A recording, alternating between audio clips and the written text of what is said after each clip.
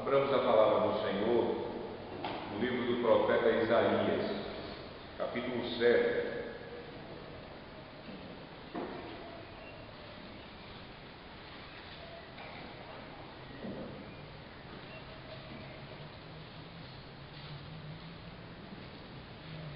Isaías capítulo 7. A primeira leitura será do versículo 1 até o versículo 17.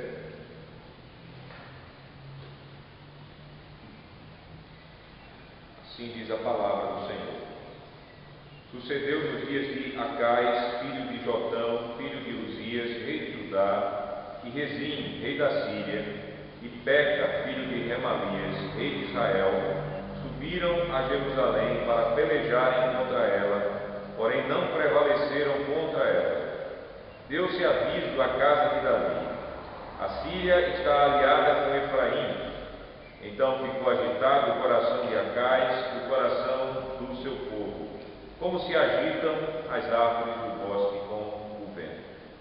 Disse o Senhor a Isaías: agora sai tu com o teu filho, que se chama O Resto Volverá, ao encontro de Acais, que está na outra extremidade do aqueduto do açude superior, junto ao caminho do campo do lavandeiro, e dizem: acautela-te e aquieta-te, não temas, nem se desanime o teu coração por causa destes dois tocos de tições fumegantes, por causa do ardor da ira de Rezim e da Síria e do filho de Remalias. Porquanto a Síria resolveu fazer-te mal, bem como Efraim e o filho de Remalias, dizendo: subamos contra Judá e amedrontemo-lo e como. Vamos novamente ao versículo de número 5. Porquanto a Síria resolveu fazer-te mal, bem como Efraim e o filho de Remalias, dizendo, versículo 6: subamos contra Judá e amedrontemo-lo e o conquistemos para nós, e façamos reinar no meio dele o filho de Tabeal. Assim diz o Senhor Deus: isto não subsistirá, nem tampouco acontecerá, mas a capital da Síria será Damasco, e o cabeça de Damasco, Rezim, e dentro de 65 anos Efraim será destruído e deixará de ser povo. Entretanto, a capital de Efraim será Samaria, e o cabeça de Samaria, o filho de Remalias. Se o não crerdes, certamente não perecereis. E continuou o Senhor a falar com Acais, dizendo: pede ao Senhor teu Deus um sinal, quer seja embaixo nas profundezas ou em cima nas alturas. Acais, porém, disse: não o pedirei, nem tentarei ao Senhor. Então disse o profeta: ouvi agora, ó casa de Davi, acaso não vos basta fadigardes os homens, mas ainda fadigais também ao meu Deus? Portanto, o Senhor mesmo vos dará um sinal: eis que a virgem conceberá e dará à luz um filho, e lhe chamará Emanuel. Ele comerá manteiga e mel quando souber desprezar o mal e escolher o bem.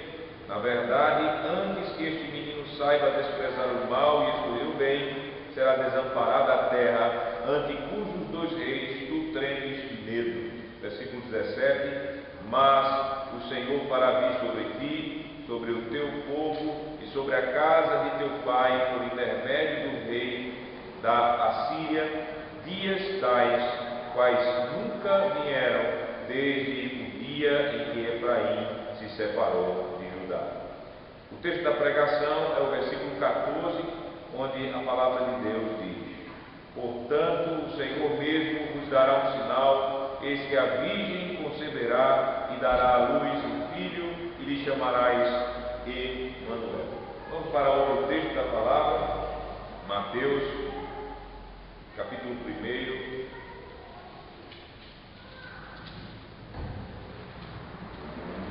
A partir do versículo de número 21.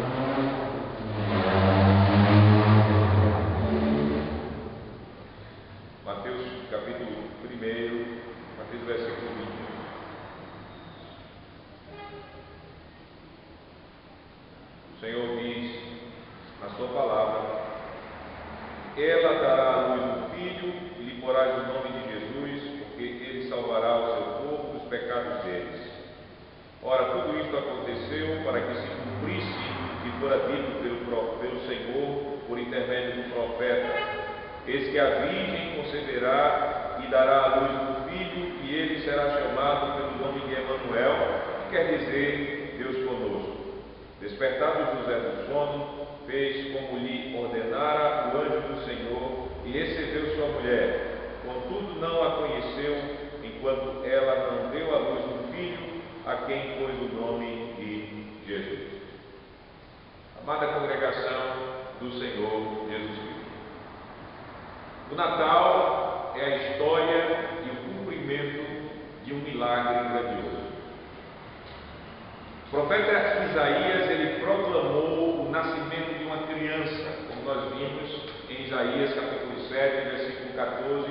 O texto diz: portanto o Senhor mesmo vos dará um sinal, eis que a virgem conceberá e dará à luz um filho, e lhe chamará Emanuel.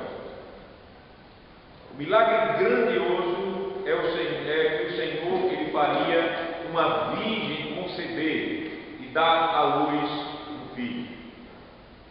A criança, ela seria o próprio Deus, pois o texto nos diz que o nome da criança deveria ser Emanuel, que significa Deus conosco. E a concepção da virgem e a criança seriam o sinal da chegada do juízo de Deus sobre os inimigos da igreja e da restauração da igreja.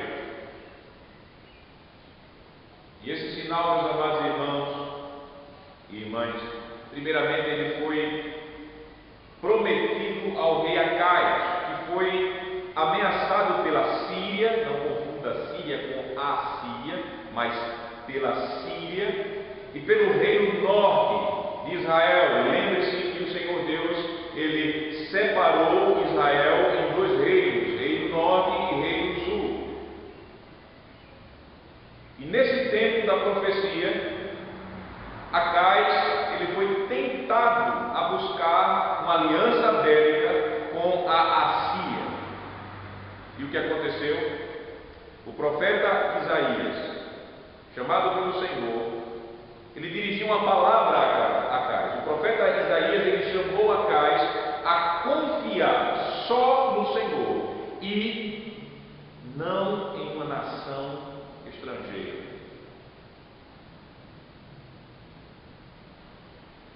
Confiança no Senhor é um chamado para Acaias. Se o rei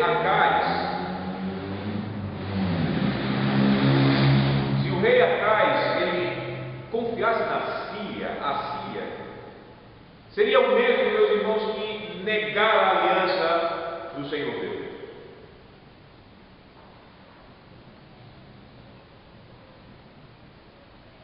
Então, a concepção da Virgem e o menino era o sinal da salvação da igreja e do juízo de Deus sobre os incrédulos, proclamado a Acaias.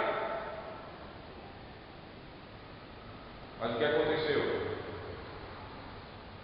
A profecia de Isaías passou 800 anos para ser cumprida. Foi o tempo, e eu falo cumprida em termos completos. Esse tempo de 800 anos foi o tempo que separou o profeta Isaías da Virgem Maria. E aí nós vemos que não há impossível para Deus na salvação. As promessas do Senhor, elas mantêm prazo de validade. A palavra do Senhor, ela dura para sempre e se cumprem. As palavras do Senhor no tempo certo. E por isso, lembrando o Natal, nós lembramos o cumprimento da promessa de salvação do Senhor no seguinte tema: confiemos nossa salvação ao Senhor. concedeu o Emanuel. Esse é o tema da nossa pregação desta noite. Confiemos nossa salvação ao Senhor. A Virgem concedeu o Emanuel. O rei Acais ele precisava confiar só no Senhor. A sobrevivência de Acais e de Judá, o reino sobre o qual ele era rei, não dependeria da Assíria, reino muito poderoso naquela época, um império muito poderoso naquela época. O Senhor vem a salvação dos seus fiéis. Os crentes, eles apenas precisam confiar na palavra do Senhor. A palavra que garantiu a Acais que a aliança entre a Síria e o reino norte não prevaleceria contra Judá, como Deus ele falou nos versículos de 1 a 8 da passagem que nós lemos. Deus ele de fato tirou e deixou muito claro a Acais que não prevaleceria de modo algum aquela aliança entre reino norte e Síria. E o Senhor, ele chamou o rei Acais a confiar na palavra dele. O Senhor, ele estava com o povo dele, ele queria deixar isso muito claro. O Senhor, ele assegurou que nele está a salvação da sua igreja. Veja o versículo de número 9, o texto nos diz: entretanto, a capital de Efraim será Samaria, e o cabeça de Samaria, o filho de Remalias. Se o não crerdes, certamente não perecereis.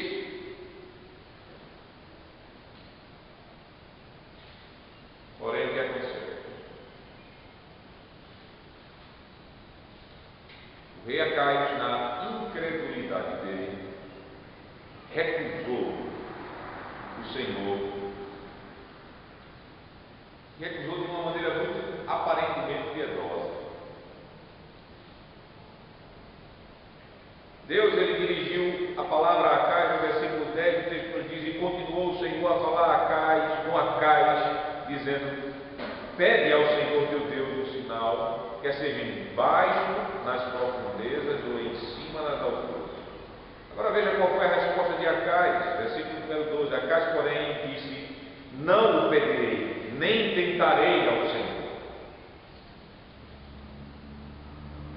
Esse versículo de número 12, meus irmãos, é Deuteronômio capítulo 6, versículo 16, o texto que diz que nós não devemos tentar o Senhor Deus. Lembra daquele texto que Jesus ele falou para Satanás, quando Satanás ele chegou e disse: lança-te daqui, porque está escrito ao teu respeito que ele, o Senhor, dará ordem e anjos virão, ao modo que não deixará você tropeçar teu pé em pedra alguma. E o Senhor Jesus ele disse: não tentarás o Senhor teu Deus. Acais, ele usou Deuteronômio 6,16 para desviar a atenção do profeta e para dar aquela aparência de piedade. Não, de modo nenhum eu irei tentar o Senhor. Mas na verdade, meu amado irmão, minha amada irmã, isso era uma pura e simples manifestação de incredulidade vestida de aquela hipocrisia religiosa com a boca cheia de palavra de Deus.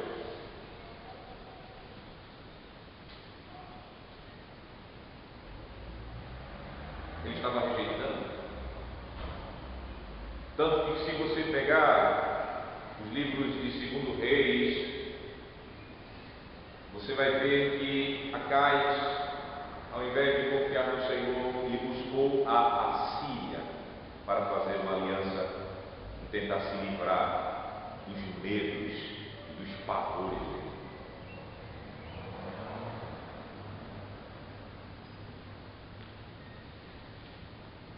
Mas, meus amados irmãos, o Senhor Deus, ele não dependia de Acais, a palavra dele não dependia de Acais. O Senhor Deus, ele está com a casa de Davi e está com Judá. Por isso que, apesar de Acais dar essa resposta incrédula, Deus ele fala o seguinte por meio do profeta, versículo de número 13: então disse o profeta: ouvi agora, ó casa de Davi. Quando fala casa de Davi, está falando da casa real de Davi. Acaso não vos basta fatigardes os homens, mas ainda fatigais também ao Senhor, cansando o Senhor? Versículo 14, veja: portanto, o Senhor mesmo vos dará um sinal, eis que a virgem conceberá e dará à luz um filho e lhe chamará Emanuel. Deus não desistiu, o Senhor não desistiu da casa de Davi e nem de Judá. O Senhor prometeu o Emanuel. Percebam que é nesse contexto de chamado de confiança no Senhor e de incredulidade por parte de Acais e também de Judá, mas especificamente, diretamente falando de Acais, é nesse contexto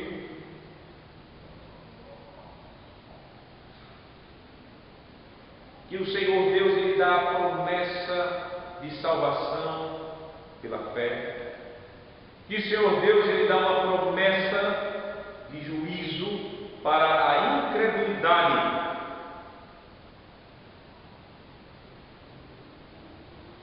É nesse contexto que o Senhor ele fala a profecia de Isaías sobre o sinal da virgem que conceberia e daria luz ao filho, o Emanuel. Quando nós lemos toda a Escritura, nós sabemos que esse sinal profetizado por Isaías era mais uma confirmação da promessa de Deus que Ele enviaria o Salvador do povo dele. Lembre-se, já desde Gênesis, lembre-se que um descendente da mulher, um descendente de Abraão, lembre-se que um descendente de Davi, ele era esperado pelos santos, pelos crentes do Antigo Testamento. Quando você lê Gênesis capítulo 3, versículo 15 e as outras partes que eu acabei de citar, você chegará a essa conclusão. Lembre-se, meus amados irmãos, que a igreja do Antigo Testamento, ela no culto, ela cantava a esperança da redenção vinda pelo Messias, que vinha de Davi. O texto do Salmo 132, versículo 11, diz o seguinte: o Senhor jurou a Davi com um firme juramento, e dele não se apartará. Um rebento da tua carne farei subir para o teu trono. Essa era a promessa do Senhor. Então o profeta Isaías, ele profetizou mais um detalhe do Salvador que viria. O Salvador ele nasceria de uma virgem, e o nome do Salvador seria Emanuel. Uma virgem conceberá, e aí será um milagre especial. Por quê? Porque na Escritura nós sabemos que mulheres casadas, estéreis, não poderiam ter filhos, receberam filhos por um milagre do Senhor. Por exemplo, Sara, Rebeca, Raquel, Ana, Isabel, são mulheres que elas eram casadas, eram estéreis, e para Deus mostrar a sua salvação e o seu poder, Ele fez essas mulheres conceberem. Mas uma virgem dar à luz nunca. Era um sinal maravilhoso demais, grandioso demais, era um sinal que deveria chamar a atenção do próprio Acais, mas Acais estava em tanta incredulidade que nem mesmo um sinal tão grandioso como esse chamou a atenção dele.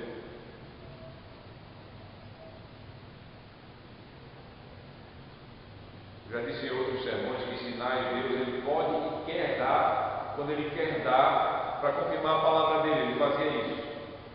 Mas ao mesmo tempo, Deus, quando em relação a incrédulos, Deus não alimenta os pedidos de sinais, porque os incrédulos é que gostam de pedir sinais. No caso de Acais, você pode ver que Deus fez uma prova com Acais que expôs a incredulidade de Acais. Deus até ofereceu a Acais: você quer um sinal? Peça a mim, seja no céu, seja na terra, peça a mim. Acais somente confirmou que ele era um incrédulo e hipócrita. Ele disse: não, que é isso? Não precisa de sinal. Mas era um sinal grandioso.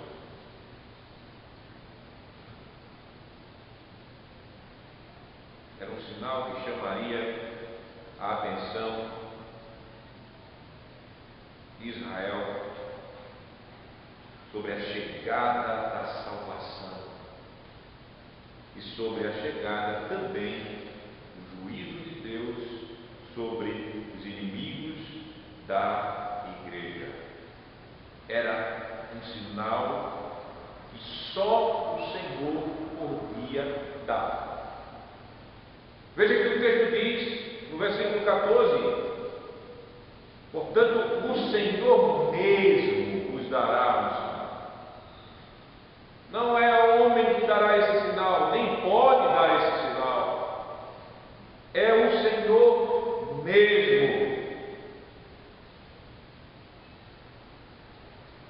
Então a profecia, o sinal dado a Acais, essa profecia, esse texto aqui na Escritura é um texto muito difícil para traduzir, para estudar. Vocês teriam uma ideia, muitas discussões sobre como se cumpriu essa profecia no tempo de Acais, no tempo ali de Israel. Muita discussão, muitos livros foram escritos sobre quem era esse menino chamado Emanuel. Será que era Ezequias? Será que era um dos filhos do próprio Isaías? Muitas discussões mesmo, com base no texto, na tradução adequada, etc.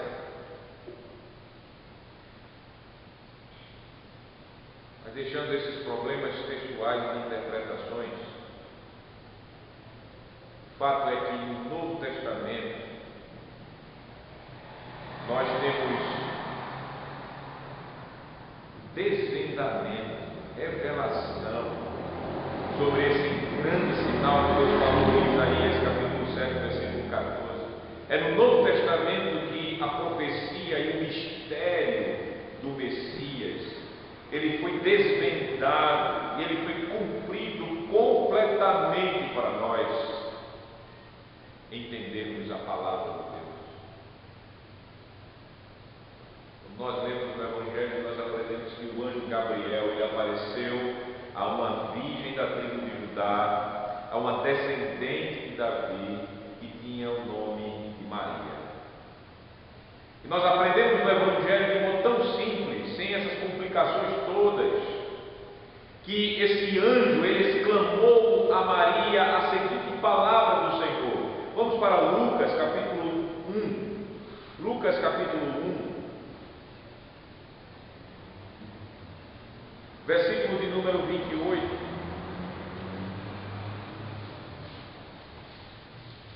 O texto nos diz, 1:28 de Lucas: e entrando o anjo, no versículo 26 diz que o nome dele era Gabriel. Versículo 28: e entrando o anjo aonde ela estava, disse: alegra-te, muito favorecida, o Senhor é contigo. E veja no versículo de número 31, o espanto de Maria. Maria é uma jovem, uma virgem, uma mocinha crente, que esperava a salvação de Israel. Ela ouviu aquilo, ela não entendeu direito, ela ficou até perturbada. E no versículo de número 31, o anjo ele esclarece mais detalhes sobre essa saudação e sobre o que ele havia dito. Eis, concederás e darás à luz um filho, a quem chamarás pelo nome de Jesus. E veja o versículo 34, a pergunta normal daquela virgem. E Maria, versículo 34 diz: então disse Maria ao anjo: como será isto? Pois não tenho relação com homem algum. As discussões de Isaías, que os estudiosos, eu não estou desprezando o valor das discussões teológicas, aquela palavra virgem era de uma mulher moça, uma mulher jovem, em tempo de casamento, uma mulher que nunca tinha tido relações com o homem. Pelo texto do Novo Testamento fica muito claro. E até mesmo no texto original hebraico você pode entender que era virgem, ou seja, uma moça que nunca casou e não conheceu um homem. E aqui fica muito claro: como eu poderia ter filhos se eu nunca conheci um homem?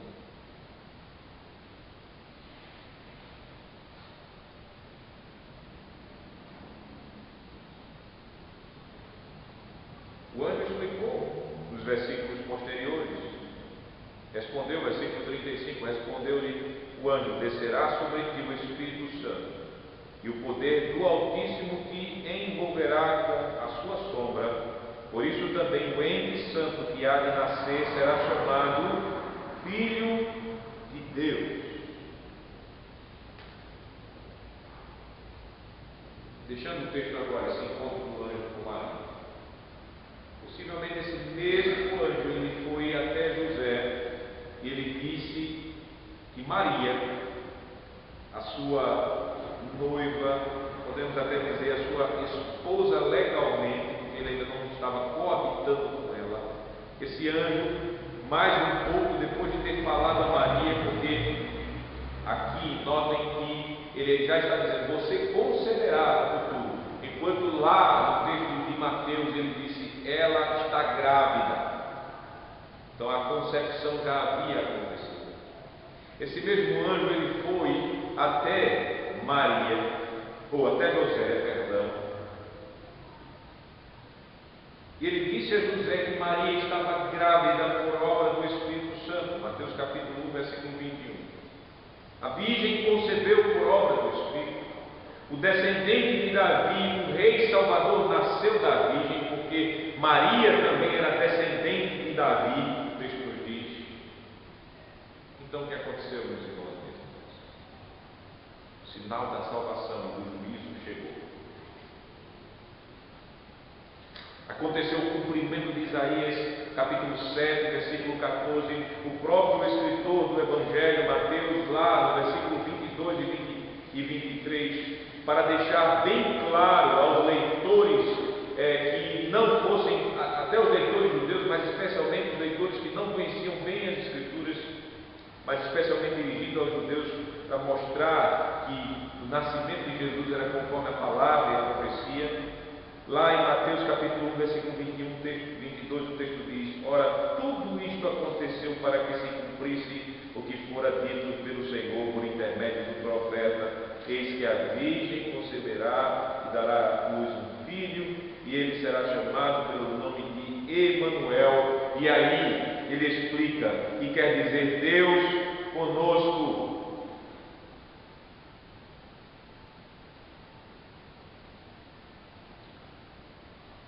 Então veja que o Novo Testamento ele mostra um grande milagre.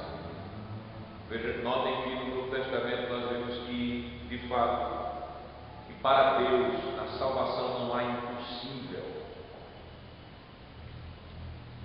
O sinal do Senhor se cumpriu, a virgem concebeu o menino é Deus conosco, porque a palavra de Deus lá em Isaías e aqui em Mateus repete-se: ele é Emanuel, Deus conosco. É Jesus, o Salvador do povo de Deus, a igreja. O tempo da salvação para os crentes chegou com o Natal do Senhor. O tempo de juízo para os incrédulos e inimigos de Deus também chegou com o Natal do Senhor. Por isso nós podemos concluir,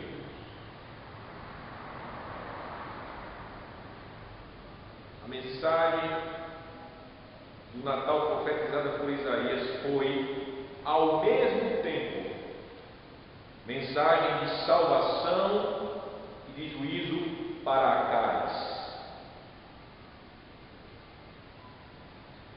Ao mesmo tempo, salvação e juízo. A primeira vez que foi profetizado lá para Acais. E o rei Acais, ele não creu nessa palavra. E o rei Acais, por essa infidelidade dele, ele sendo aquele que era ungido de Deus, Acais era um rei, ele era ungido de Deus para conduzir a igreja na fé e fiel na aliança. Acais, pela infidelidade dele, não creu e trouxe miséria e destruição sobre ele e o seu rei. Claro que Israel não foi de fato destruído pela Síria, nem pelo reino do norte, pelo contrário.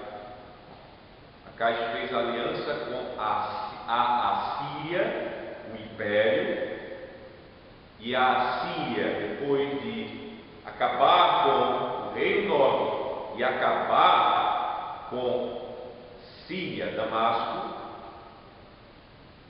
voltou-se contra Judá e fez Judá ser um reino vassalo.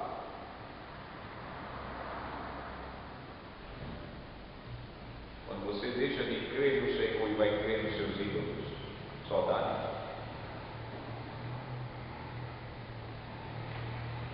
Só dá tristeza, só dá decepção, só dá frustração, só dá dor, só dá vergonha. A mensagem do Natal, ela tem um conteúdo duplo. Confia no Senhor e seja salvo. Não confie no Senhor e sofra o juízo. A mensagem do Natal é mensagem de salvação para que os crentes renovem a confiança deles no Emanuel. Não confie no homem, nem em falsos ídolos, seja qualquer falso ídolo. E entenda que falso ídolo não é a imagem grosseira de uma imagem. Falso ídolo é tudo aquilo que você partilha a confiança nele de igual modo ou mais do que Deus. Isso pode ser o seu emprego, isso pode ser a sua saúde, isso pode ser o seu casamento, isso pode ser os seus filhos, isso pode ser qualquer coisa. Se você não confia 100% só no Senhor e partilha a sua confiança com qualquer outra coisa, você está fazendo um ídolo para você. Então o que acontece é, na mensagem de Natal, onde nós somos chamados a renovarmos a nossa confiança no Emanuel, no Deus conosco. É na mensagem do Natal que o Senhor Deus, Ele diz para nós que somos crentes: não confiem nos homens, não confiem em falsos ídolos, mas tenha só em Cristo Jesus a sua alegria e consolo salvadores. A mensagem de Natal é a mensagem de juízo para o descrente. Acais sofreu. E olha que Acais estava dentro da aliança, mas dentro da aliança existe também pessoas descrentes.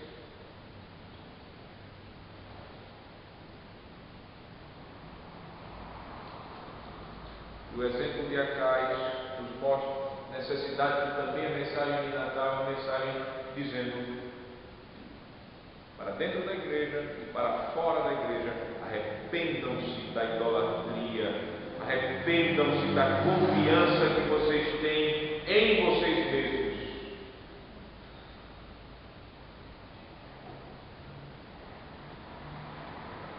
Mensagem. também. Por isso, amados irmãos e irmãs, no Natal, nós precisamos enfatizar essa mensagem, pois o mundo não fala essa mensagem para ninguém. Qual a mensagem do Natal segundo a versão do mundo? Fala de salvação pela fé em Cristo?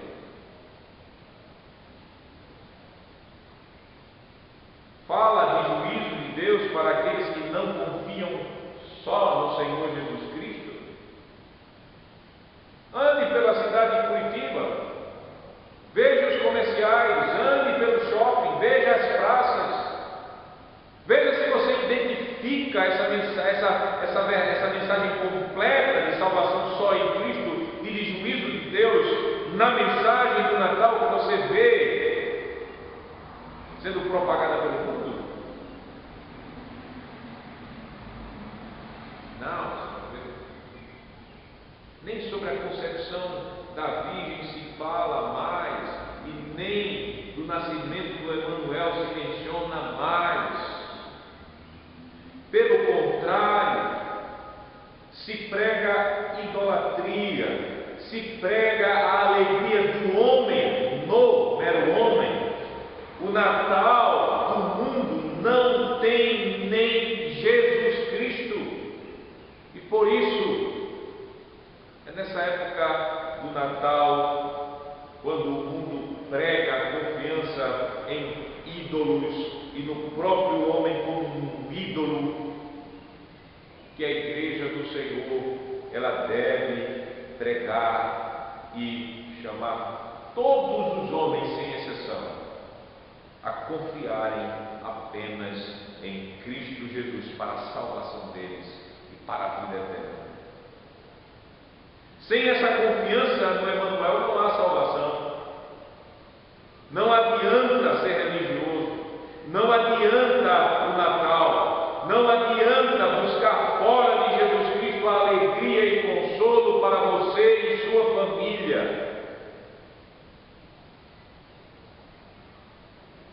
O Evangelho da Virgem que concebeu o Emanuel é um chamado radical, vem da raiz. Ou você confia só no Senhor Jesus, ou seja condenado. Só.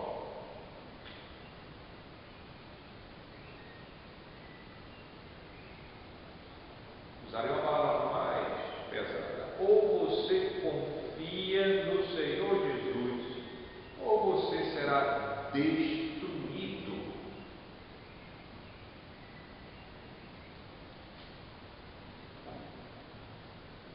Notem que essa mensagem foi dita a acaso. Notem que essa mensagem foi dita pelo Senhor através de João Batista, através do próprio Jesus Cristo, através dos apóstolos dele. E notem que essa mensagem é trazida para nós hoje, após o Natal ter acontecido. Nós devemos não ficar presos à manjedoura quando é citada. O sinal profetizado por Isaías já se cumpriu. O Emanuel, Jesus Cristo, ele nasceu e morreu e ressuscitou para a nossa salvação como igreja. E os judeus que não se arrependeram e não creram que Jesus é o Emanuel, já manifestaram a fé deles. E essa incredulidade deles foi a causa de toda a miséria espiritual de Jerusalém no ano 70 depois de Cristo. Quando Jerusalém foi destruída Quando o Senhor Jesus cumpriu, o reino seria tirado de vocês e dado a um outro povo que produzisse frutos dignos de arrependimento. Assim, meus amados irmãos, nessas semanas que antecedem a data que até o mundo lembra do Natal, mas nós, com o coração conscientes e alegres, lembramos também como igreja. O Senhor Deus, Ele nos chama. Confiemos nossa salvação ao Senhor. A Virgem concebeu o Emanuel. Amém.